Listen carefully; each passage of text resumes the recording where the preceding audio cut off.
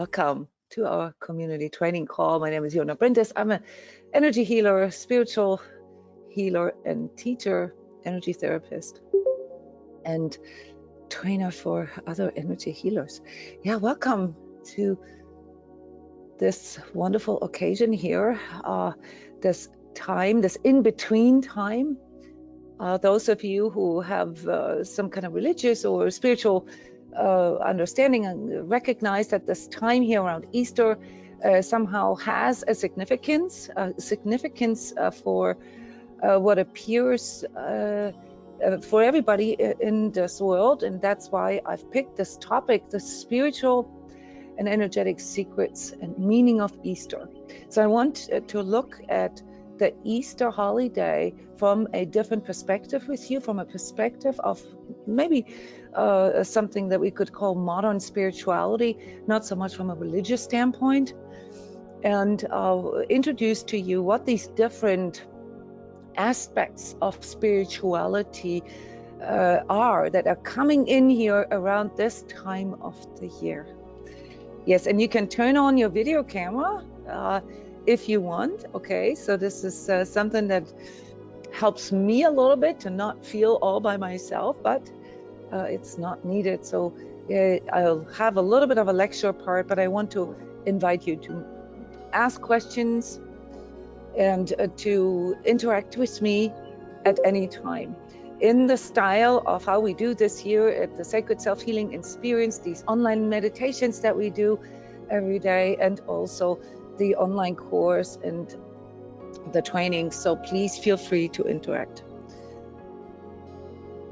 Yes, so what is so unique, what is so special about this Easter time, this Easter holiday time? And I want to point out to all of you, because most of us haven't really thought about this before, and some of us don't even know this, that even within the Christian belief, you know, the different holidays that the different Christian holidays that we have, they are aligned to different energies, and obviously there is an aspect of what we tell our kids. And if you ask kids nowadays, they'll, you know, give you the commercial version of these holidays. Yeah, so what kind of gifts they get or what kind of candy they get. But in reality, these holidays all have a big spiritual significance for all of us, regardless of what religion we assign ourselves to or what our denomination, what our beliefs are, is actually irrelevant.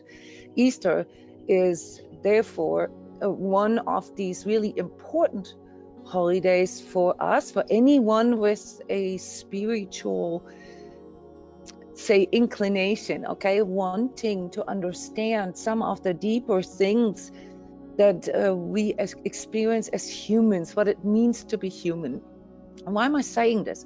So Christmas, for example, is a feast, is a holiday that is aligned to a certain date, to a certain time of the year, in that way that it's a set date. And many holidays, especially here in the United States, actually over the course of time have become static, have gotten static dates. So here they call this an actual holiday and an observed holiday. But Easter is an exception. Easter is not aligned to our calendar, it's aligned to our lunar cycle. So Easter is one of these few spiritual holidays that is actually always at a different date, namely the first Friday after a full moon, after the first full moon in April. There's a certain mathematical component to this, so sometimes it can fall at the very end of March. That can happen too. It's rare. We had this a couple of years ago. So what is the significance of this? So there's obviously a planetary or a cosmic component to Easter that has nothing to do with, say, our calendar or how we, you know, the meaning that we give to this holiday. It has to do with constellations. It has to do with the moon. And for many of you, the moon has to do with wisdom, has to do with the descent of the feminine, yeah, symbolizing sort of the deeper spiritual truth in darkness. So the moon is what illuminates the darkness for us. While the sun that always shines even at night, heats up and illuminates and gives sort of things that this spiritual life force energy to actually go and manifest in the 3D. So the meaning of Easter throughout all history of recorded history of mankind was symbolic for the energy of resurrection, the coming back, or the embodying, obviously has to do in the northern hemisphere with springtime. So it is the time where we put the seeds into the earth, where we allow sort of this plant or whatever the fruit is that we want to grow, to go into the earth, to become part of the earth, and to manifest, to embody. All right, so the information, the template for the plant, the crop, the fruit, whatever it is that is contained in the seed is always there. But there has to be a conscious act of embodiment. There has to be a process in which we, or ritual in which we put the seed into the soil so it can unfold into its highest expression, into its highest potential. And I often use this example with the sunflower seed that can be buried in the dirt for millions of years without ever anything happening until the time is just right, until the humidity, the sunlight exposure, and the nutrients in that piece of dirt are just right for this information, for this template, this divine template that is contained in the sunflower seed to unfold.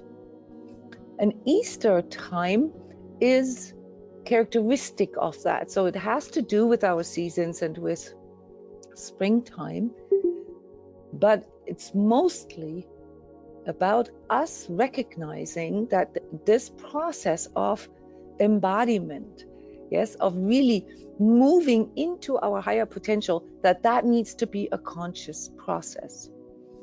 So we can discover the first secret, the first energetic secret of the Easter holiday, in examining the differences from this holiday to others, namely that this is actually aligned to our lunar cycles, and that it is therefore something that is there for everybody. It is affecting the whole planet.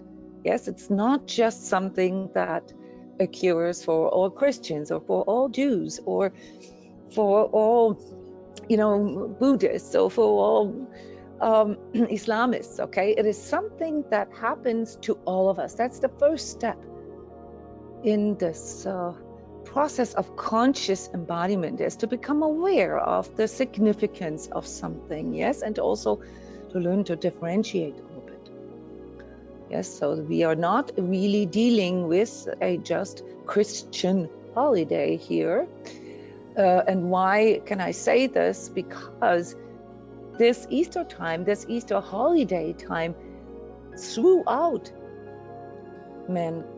history of mankind, has been a reason for celebration, usually a 3 or 4 day holiday in which the incarnation of something, usually the higher initiate kind of state, yes, the higher potential of us humans, worshipped maybe as an avatar, as a sage, as an initiate, that a particular group, whether it's the Egyptians, whether it's the Greek, the Romans, the Hindu, the Buddhists, the Jews, everyone has this teaching, okay, that there is a lower and a higher expression of everything, and that this moving into the higher expression, into the higher potential, into that which we all aspire to grow into, that this needs to be a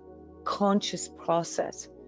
And that conscious process comes with certain stages. So from a spiritual, energetic point of view, this conscious awakening that we are experiencing through this embodiment, through basically recognizing that we are here, that we exist in our higher expression, and laying the seed, us really having this conscious intention to become that higher potential, that higher expression of being human.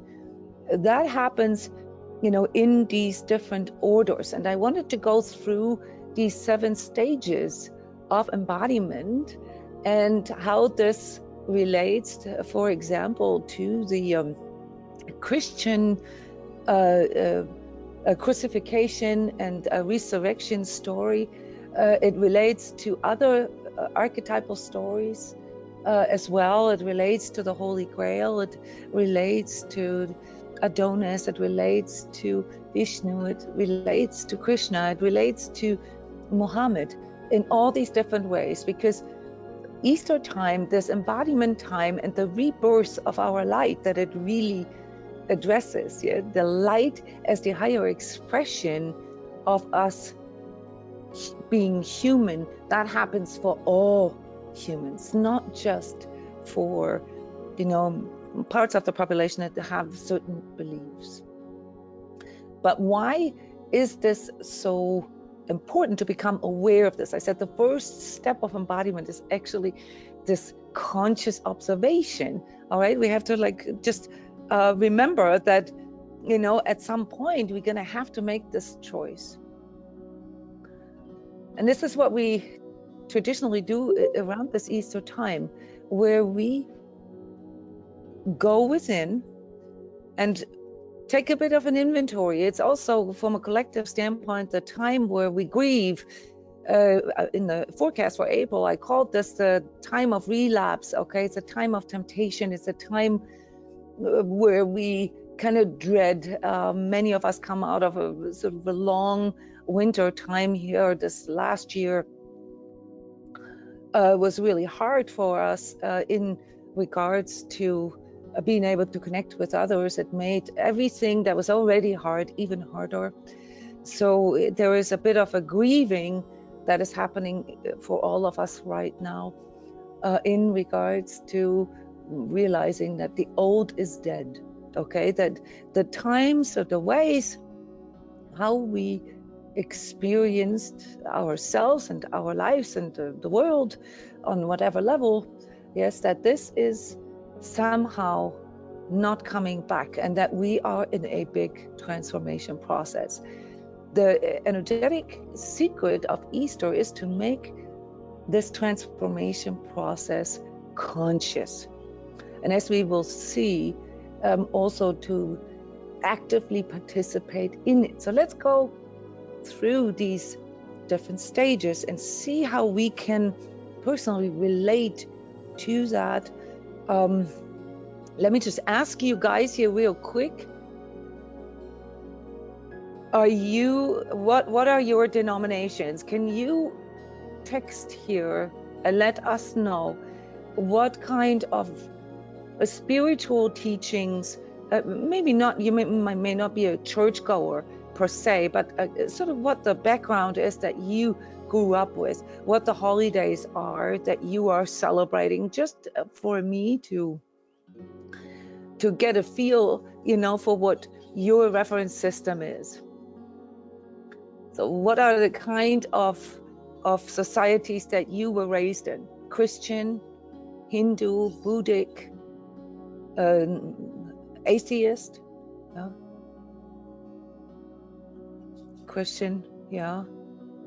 Okay, I'm assuming that most of you have a Christian setting, not necessarily being a member of a church, not necessarily, it wouldn't make a difference. I just want to understand the framework that you have.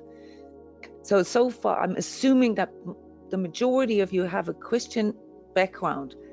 This relates here to, this sort of Western world, if you will. We all are in this sort of commercial view of holidays, and they align to Christian holidays here in this Western world. All right, so I hope that nobody feels offended when I use the Christian framework to make examples for these different stages of embodiment and why this, or how this is related to Easter.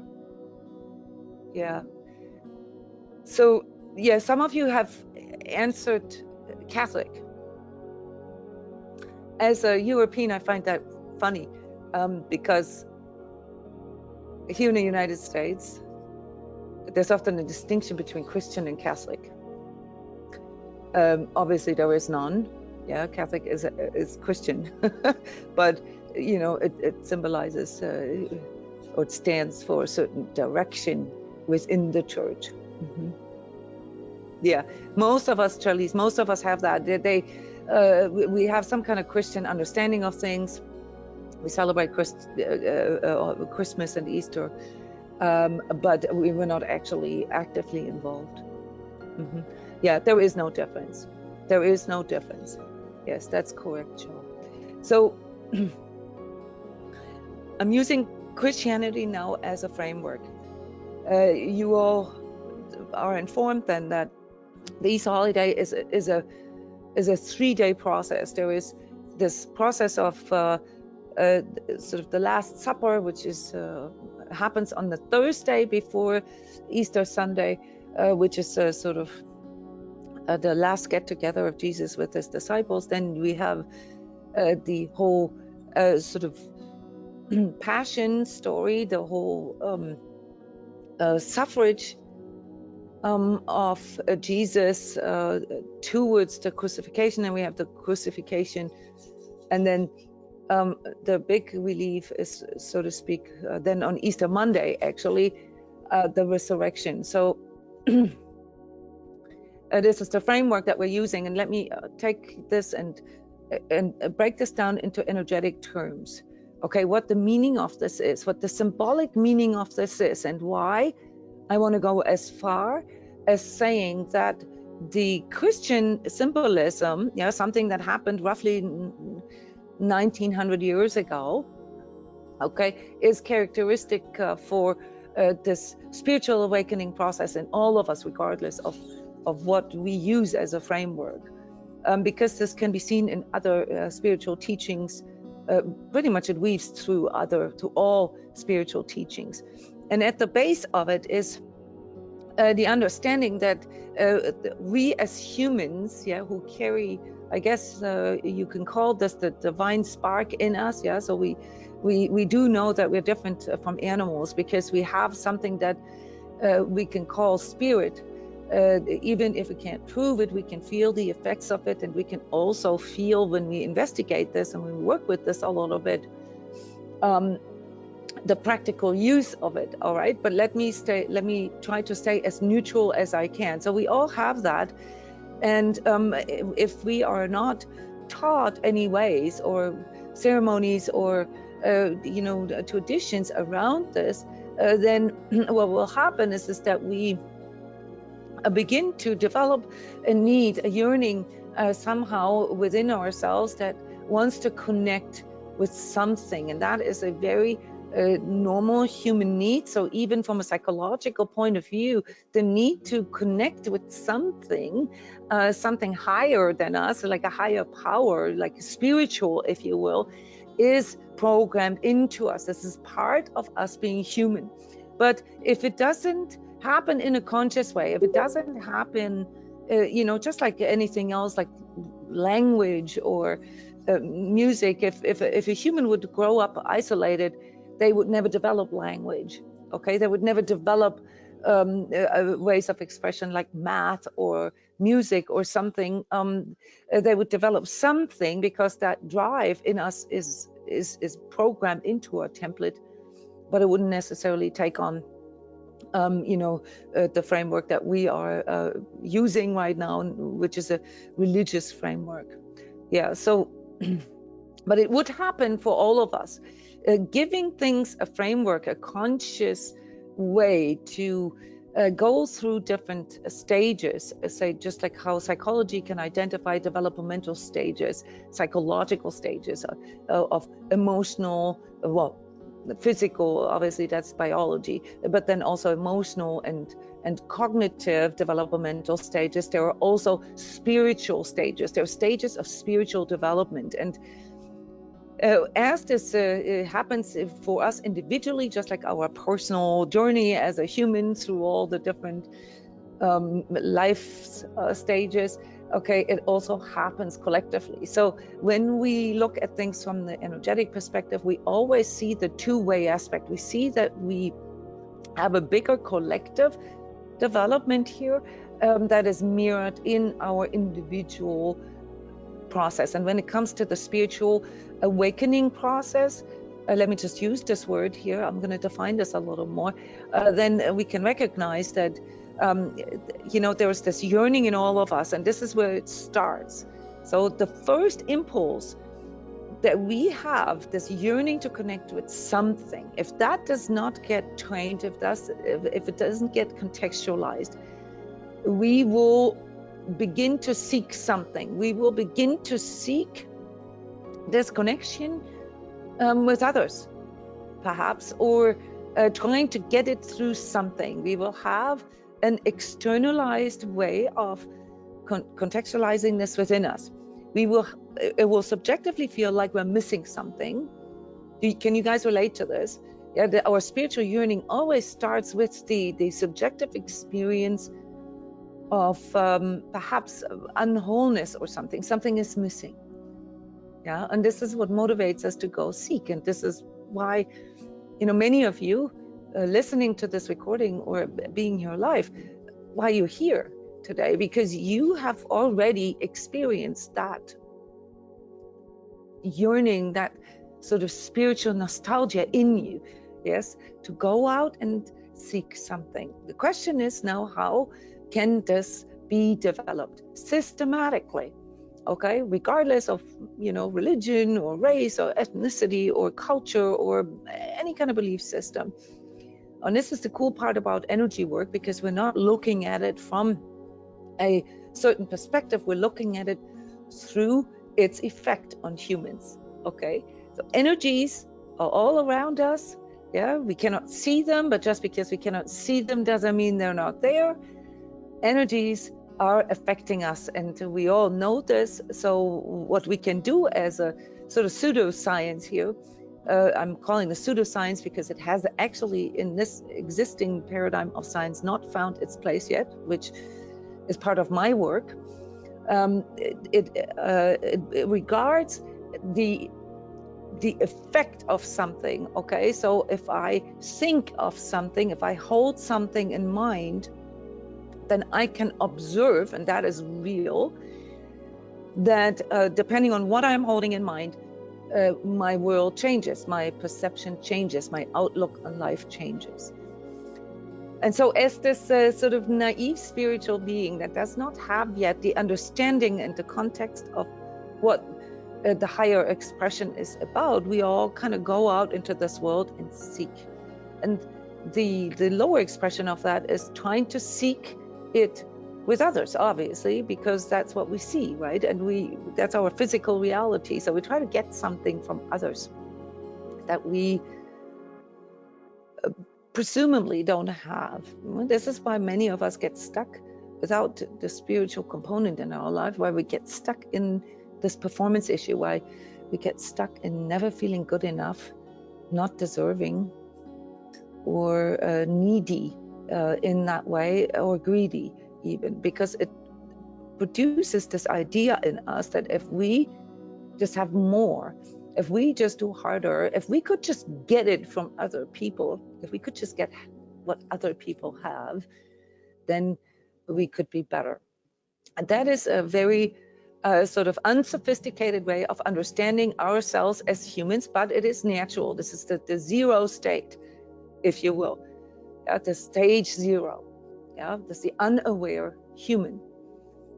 And in that unaware state, we are operating primarily based on pre-programmed, instinctual and conditioned parameters.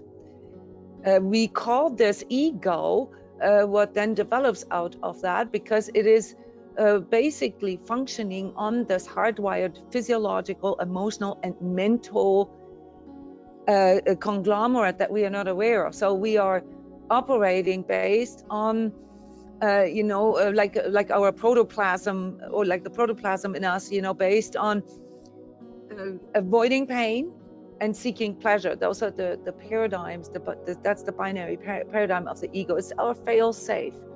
Okay, so if a person stays unaware, they will at least be able to survive their life, okay, by avoiding pain and seeking pleasure. But it is also that stage that produces a lot of stress in us, exhaustion. And we could see this here in this last year, where the very thing that our ego seeks to use to seek pleasure or to get something from others, namely connection, being with another, having fun, socializing, that got taken away from us.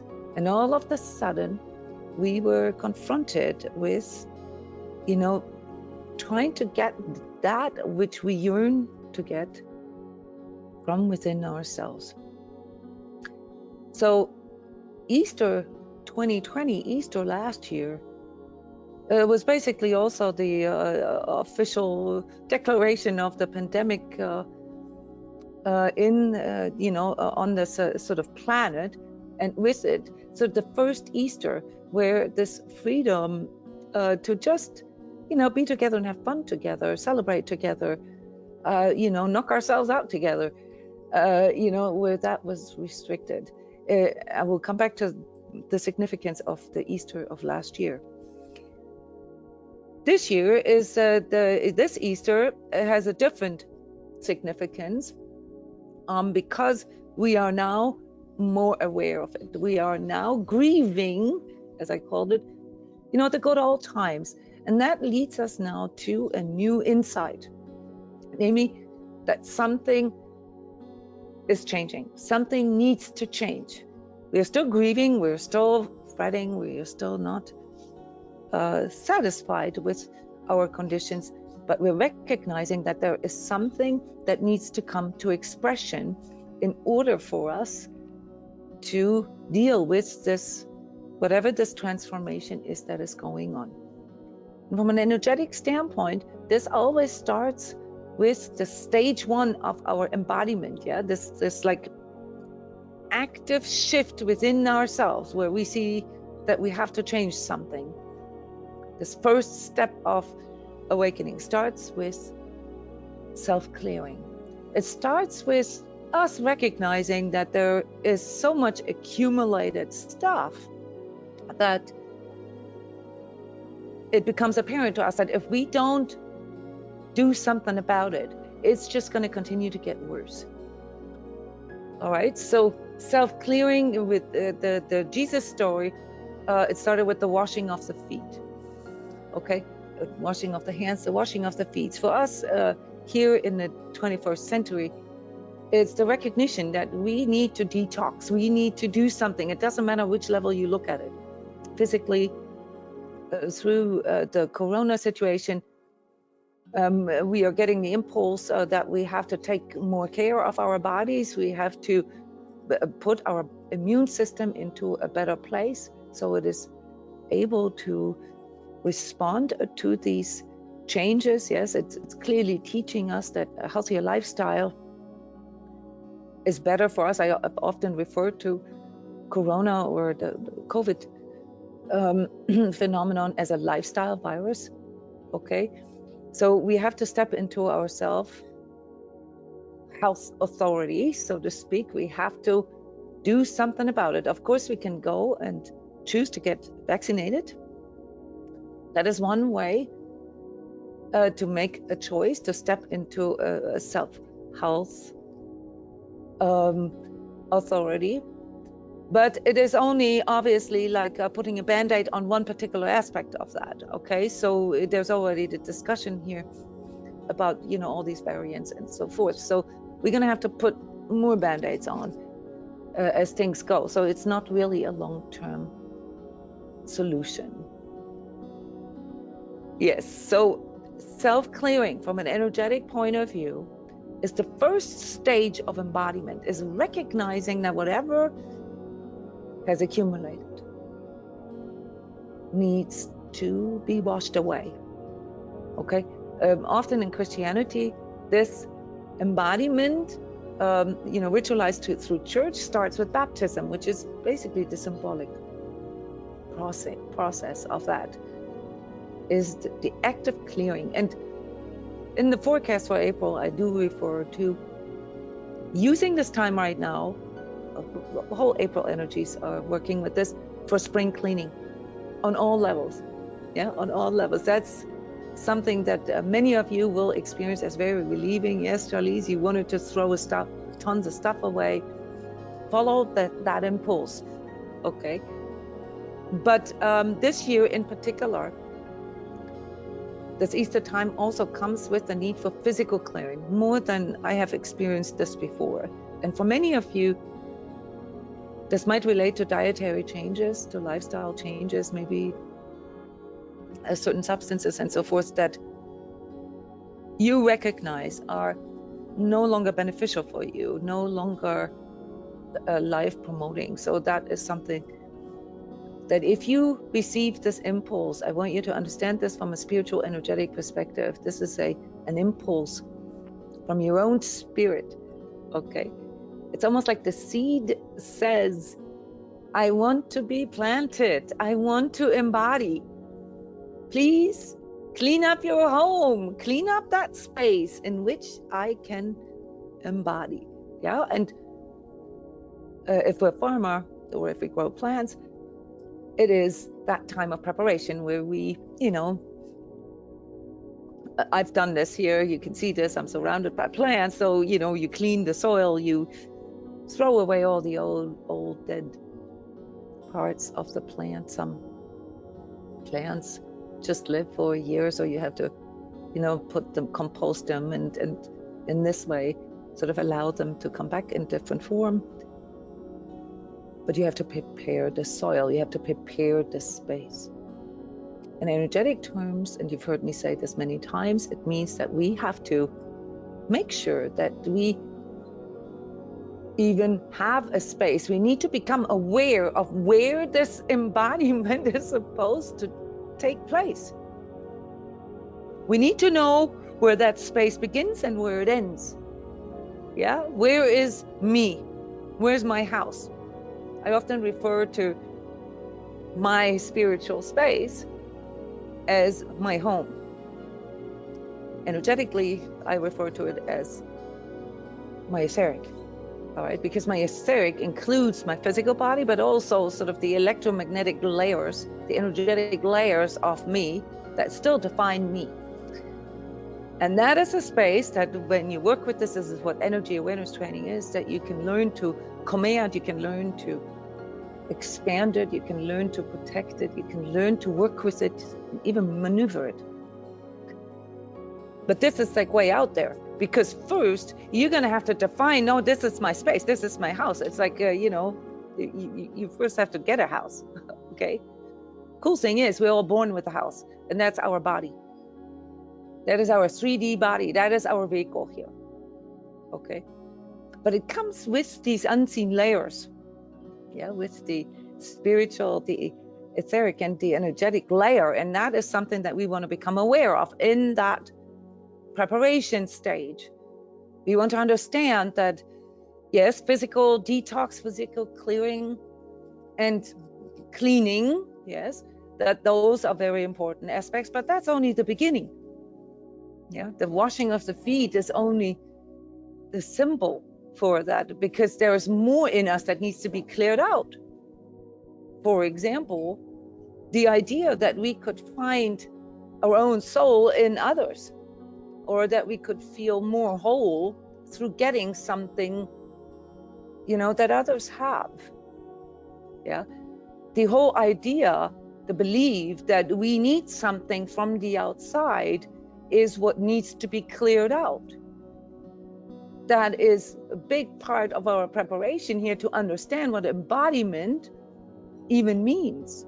Yes, embodiment means that I have to set on this journey as a conscious soul self with an awareness that allows me to define me as this individual. I am part of a bigger collective, yes, and we all go through the same process collectively, but I have to start out with my little plot here, okay? And I need to learn how to command this, not just in the physical, also in the spiritual, if you will.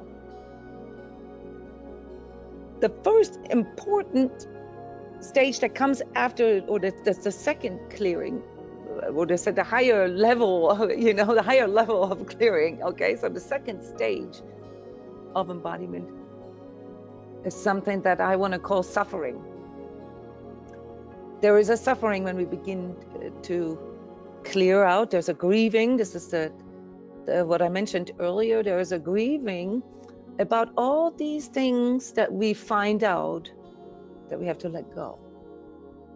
You know, the things that bring us so much pleasure, the temptations, but also the things that at the same time as they bring us pleasure also create a big incongruence in us, yeah, that tempt us into, you know, doing things that don't feel right inside of ourselves, that we feel guilty for maybe, or that we perceive as transgressions, that we perceive as sins, if you will, in a Christian sense or in a religious sense, yeah, where we realize what we are doing. It's a realization of our own inner split, our own duality. And I call this suffering, and I know many of you can relate to this, because when we experience our own inner duality, we also experience our own limitation. We experience the limitation of our own mind, of our own emotions, of our own body, of our own mortality. And here is where you can see in the second stage of embodiment, the ego plays a big role, because the ego says, whoa. Well, that is not fun, okay? And whenever my fear of dying, my fear of loss, my fear of pain gets triggered, I'm the ego now saying, I'm your failsafe, so let's not do that. We run into a lot of resistance, okay? Because the ego says that is not a fun process. There's pain there, and because there's pain there, in realizing that there are limits, and realizing that I'm mortal, let's not go there. That is the suffering. That is the suffering of our own duality. And it's part of this embodiment process, of this awakening process, of this big transformation process from an unconscious into a conscious soul self, yeah, to experience the limitations of our ego. And it's a bit painful. And then comes the time, the third stage is, and many of you I know experience this stage in ways that feel like back and forth, okay?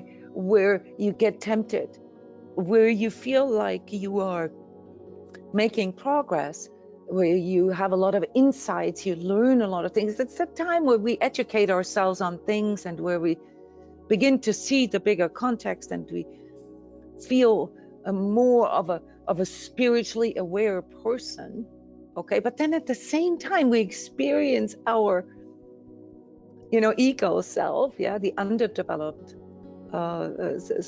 part in us, still wanting to be in its comfort zone, and, you know, just, you know, forgetting about all of these things. This is where a really, really big new temptation comes in, namely the spiritual transfiguration. And I don't want you to get the terms mixed up. This is not the Christian transfiguration, it's the spiritual transfiguration. It's this fogginess that sets in. And you hear me a lot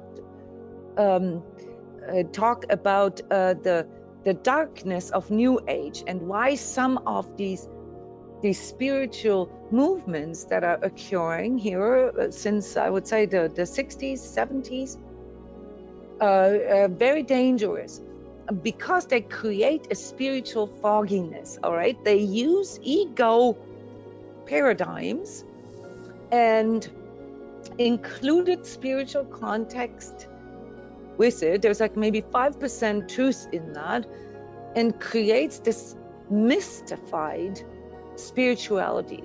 Why do we have a tendency to like this? Why do we like talking in terms of, oh yeah, love and light, and it heals everything, and we're all good, and everything is going to be resolved, and if we just believe hard enough in it, if we just all hold hands and sing Kumbaya together, everything's going to be fine. Why do I call this dangerous? Because if you feel into this, it's just your ego's rendering of some kind of externalized spirituality. Okay, this is what brought a lot of these the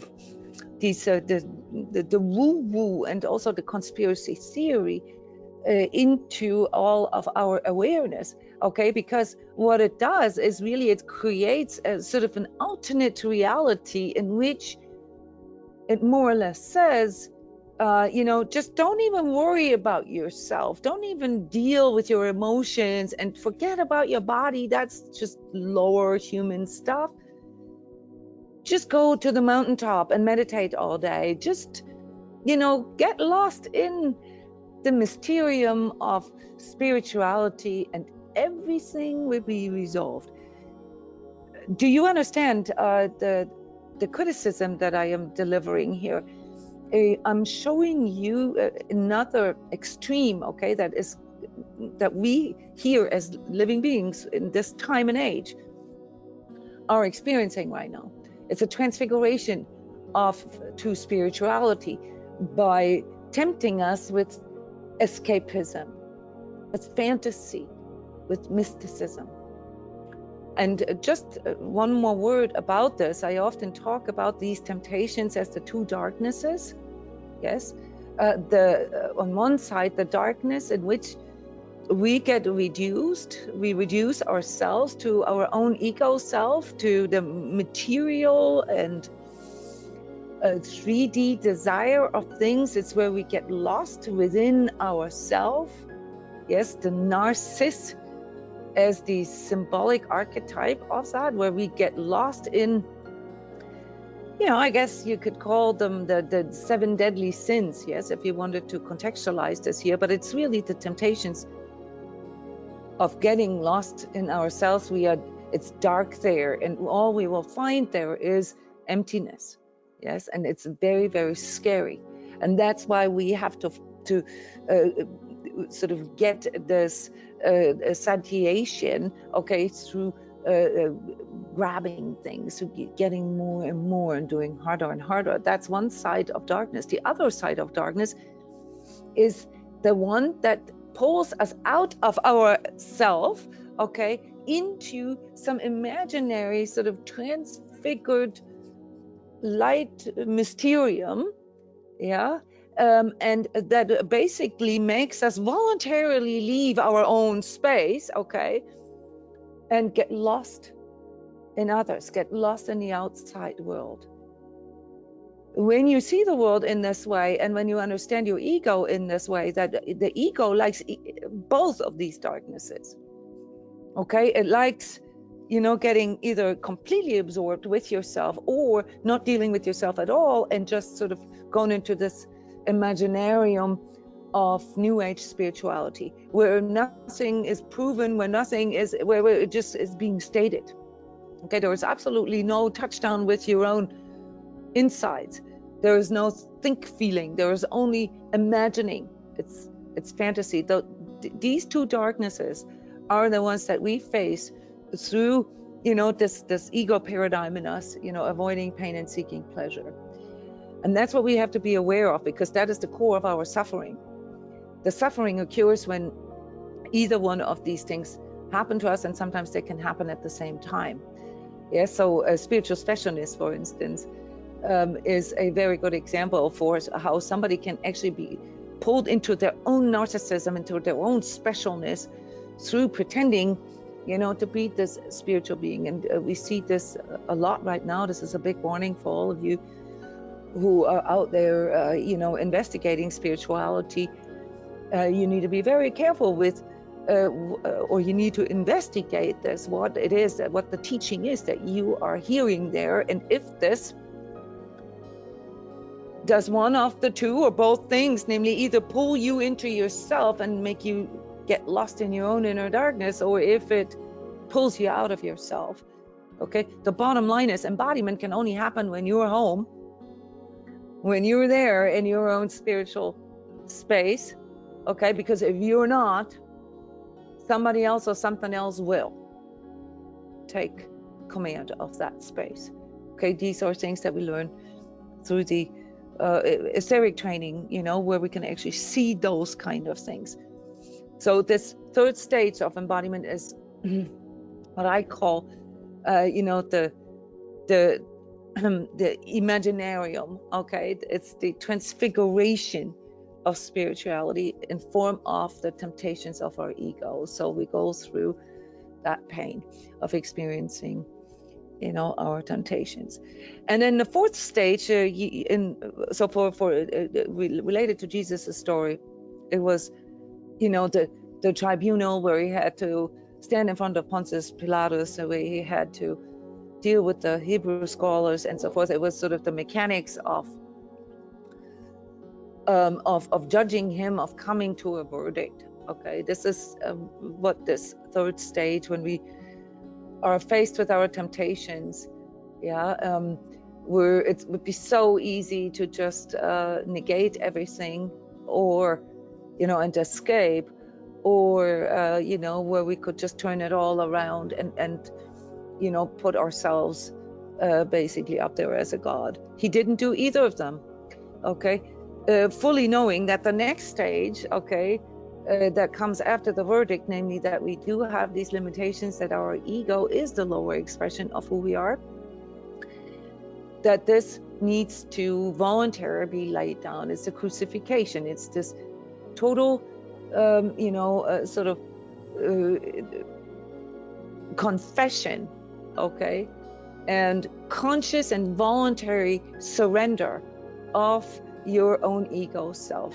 The crucifixion, what happens here on Friday, on Good Friday, is the death of the ego. And in spiritual and energetic views, Easter is the time where we have to consciously engage with that part in us, understanding that if we want to become that higher expression of ourselves, that sovereign soul self that we are, that I am awareness, yes, knowing who we are and knowing what we choose to be, that requires us to go through that stage, namely consciously letting go of the ego. Others call it rock bottom, or you can also call it, the dark night of the soul. It is the recognition that the very thing that we held on to needs to be surrendered. It needs to be surrendered to our inner higher power, to that which we aspire to embody to. So in terms of the seed, the sunflower seed has to agree, you know, to no longer be a seed. The seed itself will have to die. It will break open. It will be, more or less destroyed in the process. So that the plant, the little seedling, can germinate, can unfold. And in that process, there is this next process where, in the fifth stage, where we have to recognize that what we are becoming now, yes, what we are embodying into, needs to be a choice. It needs to be a very conscious choice. We need to know exactly what it is that we want to become, whom we want to live this life as. It's the conscious choice. Easter last year was the beginning of the, well, temptation, the stage 3. It was the open attack on us as humans, if you will. You can see it as a battle between the light and dark forces. I've produced a lot of videos about this. But it was an attack on our freedom to choose. It was a limitation. And with that limitation and confrontation with untruth, we had to go through this whole year now of recognizing our own part in that. And this is the reason why Easter 21 has a very big importance, and why us sitting here and talking about this or thinking about this is such an important thing to do, because we have to become aware of that we are at a time where we need to make a choice, where we need to choose. Yeah, I've often used the word bifurcation in the past to signify that this is like sort of that there will come a point of deciding where you want to go. Yeah. And this is due to the power of free will, something that we have to choose. Jesus chose this on the cross. He knew what it meant to voluntarily choose to let go of the ego, to sacrifice, this human lower experience for the higher experience. It had to be consciously chosen. And this is where we're at here in our process collectively right now. We are experiencing the confrontation with untruths, the confrontation with our limitations, and all these temptations that come with. We're seeing the big two darknesses, like literally, it's like media wars, right? We're seeing them split in the middle, 50-50. You got here, just, go to your weapons and kill them all, and, take your own things in your hand and make sure you come first. And then you have the other faction which says, if we just all hold hands together, we all get this together. Okay, so, I'm not judging either. I'm just showing you something. I'm showing you the way your ego thinks. Your ego thinks that you need to choose between that or that. And this is the big deception. This is the big attack on mind control, as I called this many times. In the last workshop we did last week or 2 weeks ago about how the mechanisms of mind control work. They work exactly that. They limit your options. So now you think you have to decide between left and right, red and green, red and blue, or you know what I mean. But that's the actual deception. You have to decide whether you want to get vaccinated or not. That's an illusion, guys. That's an illusion of the ego, of duality.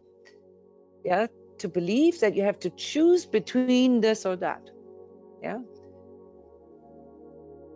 What you have to learn here, and this is the conscious choice, that within the sacred space of yourself, okay, you don't have to choose anything. You don't have to choose, none of these ego things.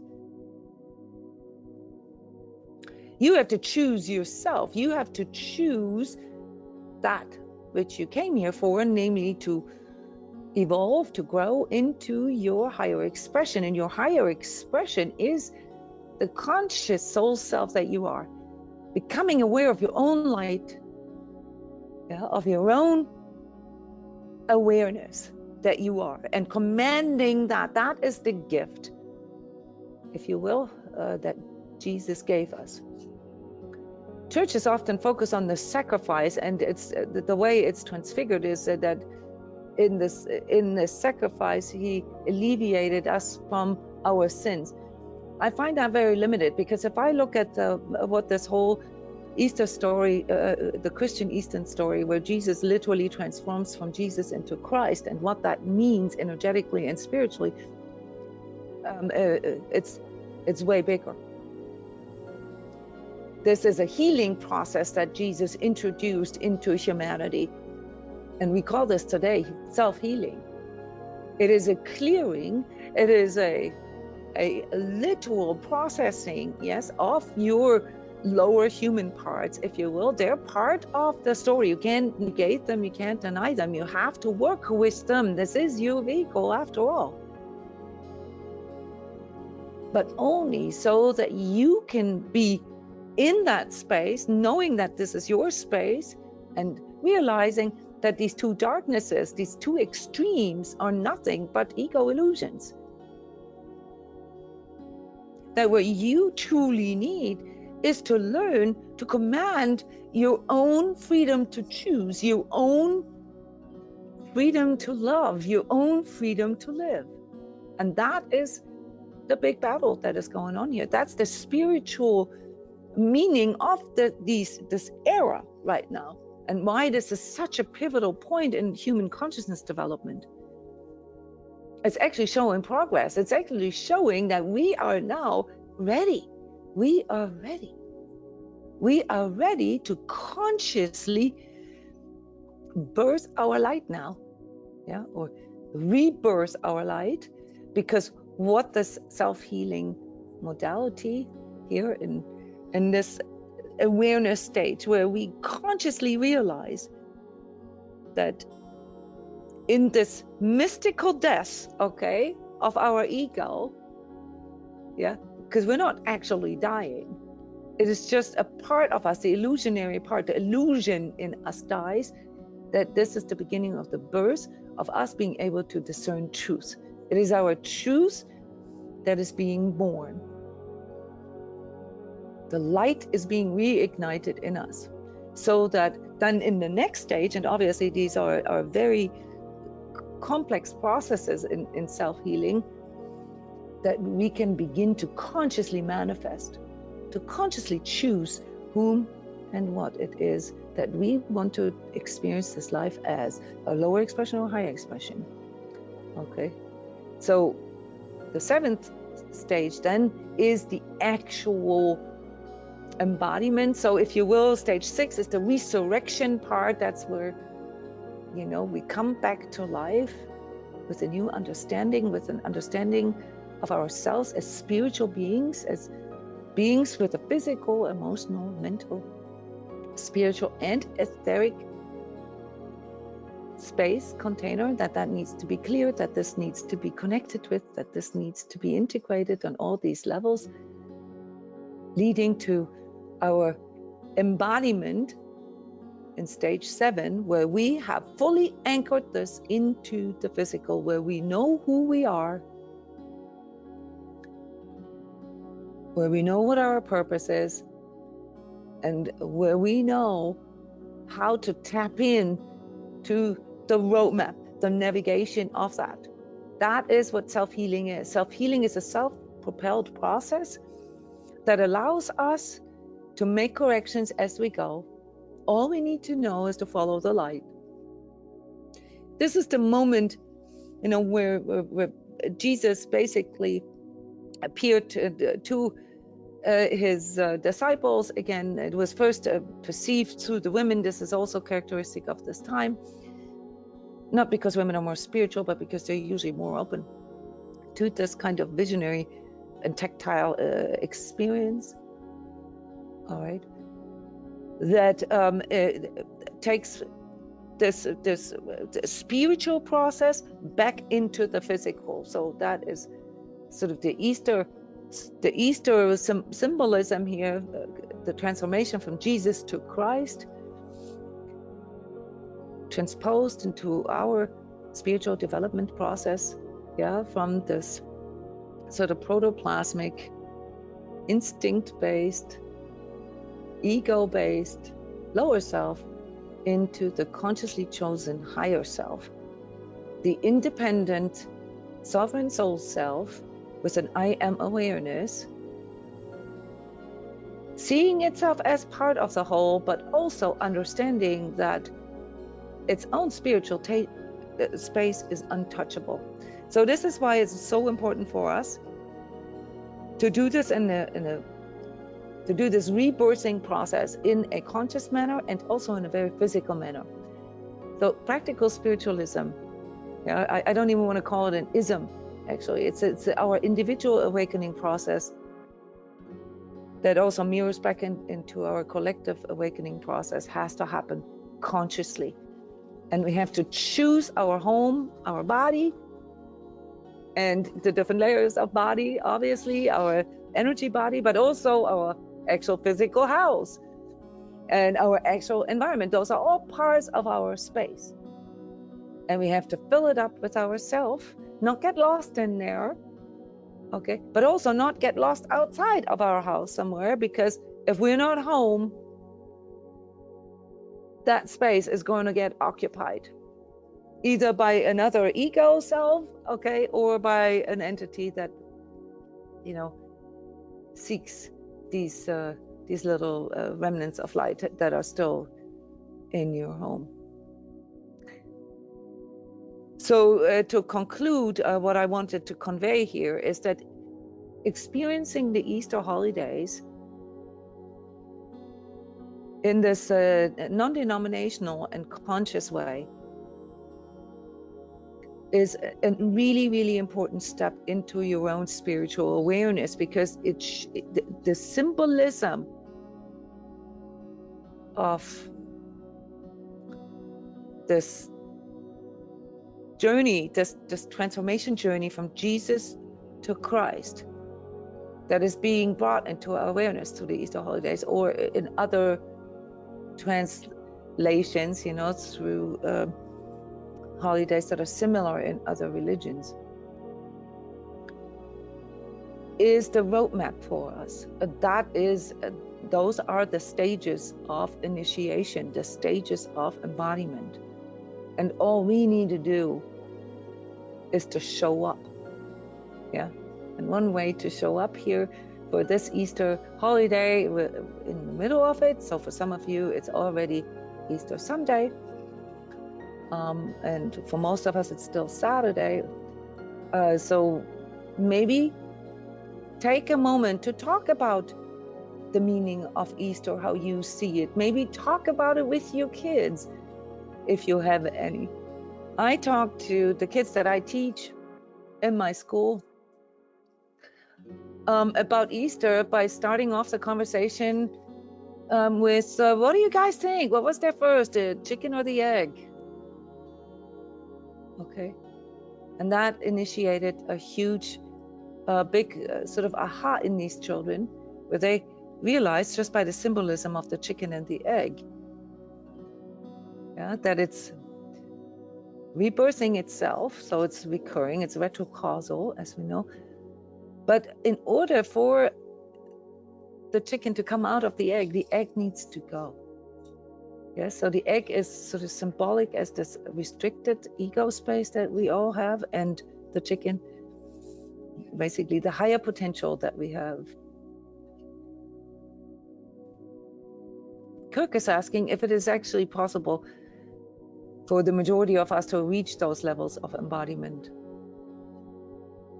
Yes, these levels of embodiment are not out there. So the idea that any of these things that I just reported about are out there, or that we have to get better in order to get there, that is part of this externalized view of spirituality. Those are things that are pretty simple, actually, and not mystical at all. So mystifying things is part of darkness, guys. The light is not mystical. The light is very clear. Everything that leads you to truth, to freedom, to love is very clear and very simple. Not necessarily easy, but very simple. Everything that is complicated, mystified, and somehow transfigured, okay, usually comes from a place of darkness. Yeah, it's this fogginess, okay? The light does not have to fog up things. Why?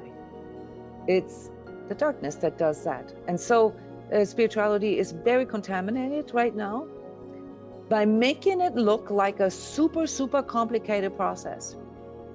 And that you have to go, you know, you have to go do this. First of all, you have to wear red socks. Then you have to hold your hands like this because, you know, that's the way people are supposed to meditate, right? I mean, that's how you see it. In the media, you have to be a vegan, you have to do yoga, you have to, like, I don't know what else. I have to go to Stonehenge and have to, like, you know, burn sage. Not that any of these things are bad, but there is an externalization about that. So it pulls your soul self out of yourself by seeing yourself from the outside. Okay, so you're doing all these things thinking that they would lead you to an enlightenment, not realizing that you're actually being led into darkness.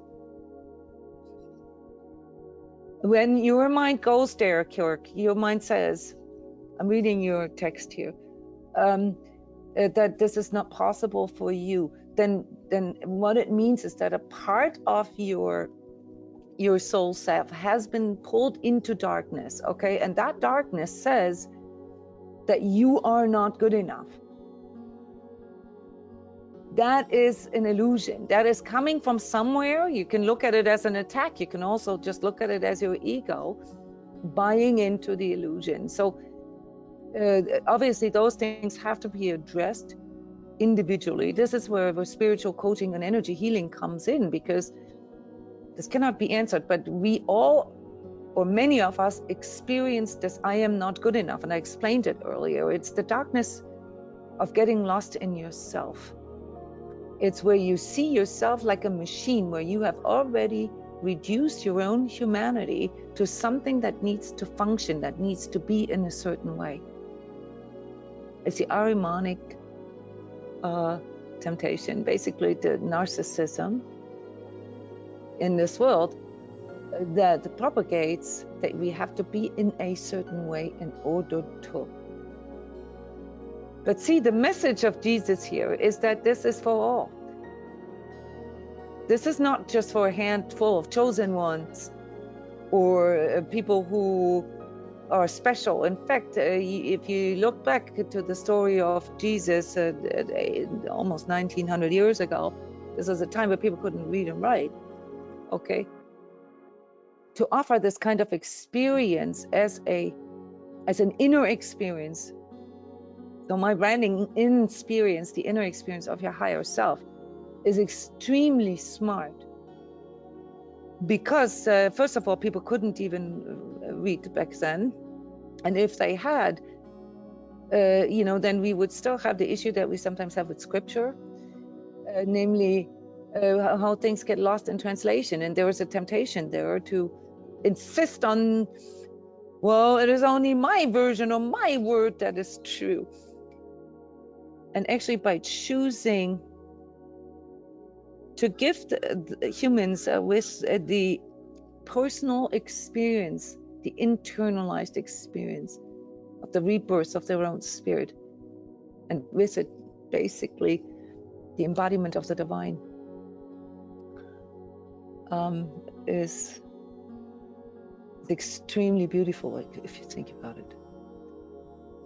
It is the belief that it is not possible for you, Kirk, that produces darkness. It is possible for all of us. The light is there for all of us, guys.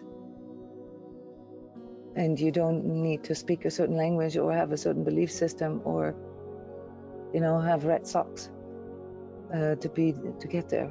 In fact, the getting there is part of the problem. It's more like you have to come home. You have to arrive there, come back. The rebirth, guys, that you choose. You have to arrive within yourself and fully love that which you are. And the things that you cannot love about yourself, you go into reconciliation with that. And that is where therapists, energy coaches, energy healers come in, because we also have things such as trauma, we have conditioning, we have pre-programming that sometimes needs to be addressed. It takes a while to undo that. Yes, and also, things such as karma, to contextualize this, what this even means. But we all deserve it, because we are it.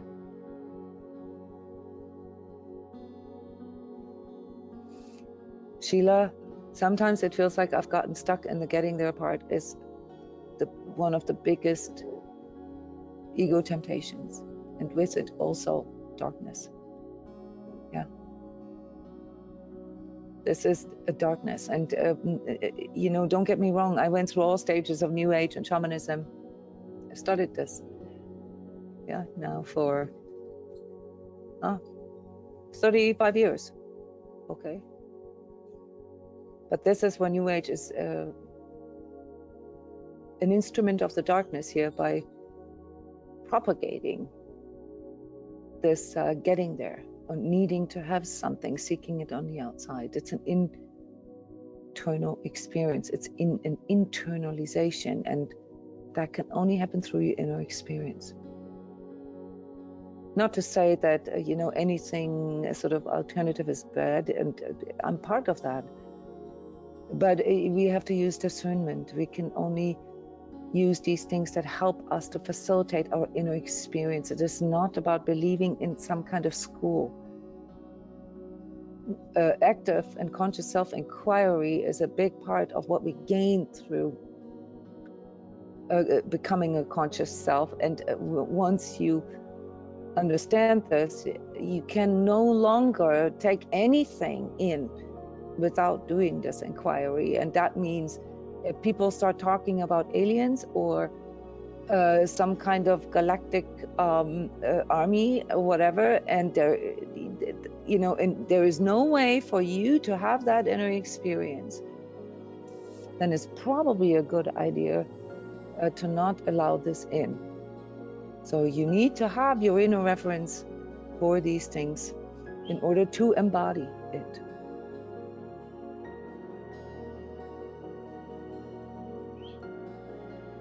Yes, and somebody's sharing here that, part of this internal experience, this internalization process, is that it sometimes seems dark, and it sometimes, seems like the light is gone, and we sometimes feel this loneliness, this emptiness.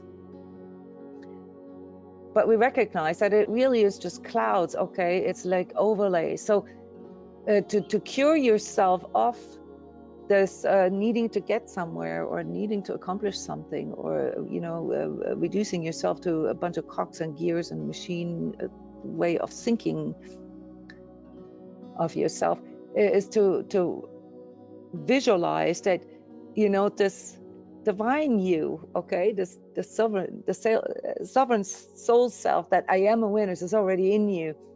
It's that beautifully formed sculpture that is within the granite block, and your job is just to chip off the overlay. So it's like clouds. It's a very good analogy.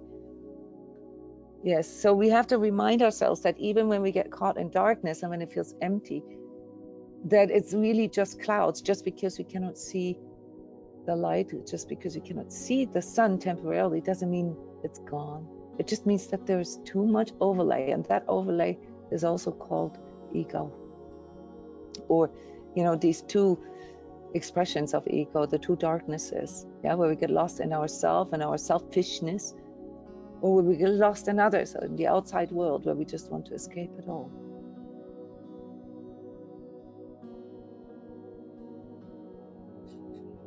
Yeah, I'm reading all your comments. It's wonderful comments, guys. I wish you would talk into the microphone. Makes it easier for me, because I have to literally stare at the screen and read. Yes, love reminding you of that, Sheila.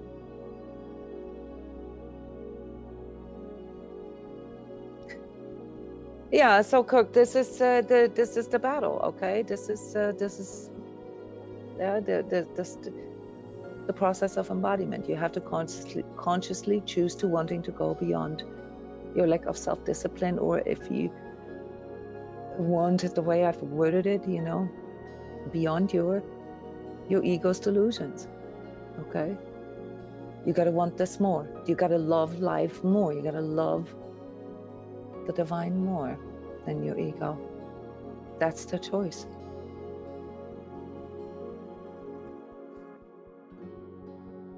Love these discussions, guys. Thank you so much. Jona, I didn't know. Yes, go ahead. Jona, I didn't know I could talk in the microphone, but I just wanted to say, like, sometimes I make it so confusing in my head, you know, like, oh,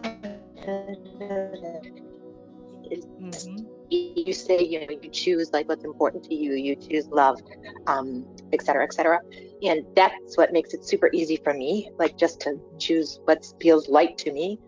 But, you know, like I always, I mean, and no, the truth of the matter is I'm a human. I don't always choose that. But I'm okay with that, right? That's why I say like, no matter what, it's a journey. You know, it's just the conscious journey. You have to consciously choose. You have to know what it is that you're choosing. Choose, you know, the Snickers bar or the donut or, you know, whatever, kumbaya. But don't delude yourself. That is what you're choosing. Seems to have a little bit of bad connection here.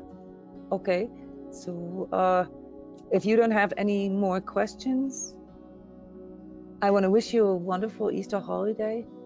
I'll do a little write-up about these 7 stages. You'll find this on my website here and there, not in context with Easter, but I wanted to set a mark here, and I wanted to invite you to have this a more conscious view of what all this is about. Arrive in the now, arrive in your own spiritual and your own sacred self, okay? And choose to be the higher you. Thank you so much, everyone. Happy Easter. Happy rebirth of your inner light. Bye-bye.